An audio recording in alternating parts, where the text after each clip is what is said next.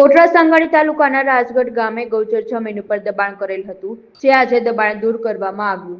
પોલીસના ચુસ્ત બંદોબસ્ત વચ્ચે દબાણ દૂર કરવાની કામગીરી કરવામાં આવી હતી. અગાઉ પણ નોટિસ આપવામાં આવી હતી, છતાં દબાણ દૂર કરવામાં ન આવતા રાજગઢ ગામે તાલુકા વિકાસ અધિકારી રીતિબેન પટેલના માર્ગદર્શન હેઠળ દબાણ દૂર કરવામાં આવ્યું. આ 12 વીઘા જમીનની અંદાજિત કિંમત 70 લાખ જેવી થાય છે, જેના પર દબાણ કરવામાં આવ્યું હતું. તાલુકા પંચાયતના અધિકારીઓએ હાજર રહીને જમીન પર બુલડોઝર ફેરવવામાં આવ્યું.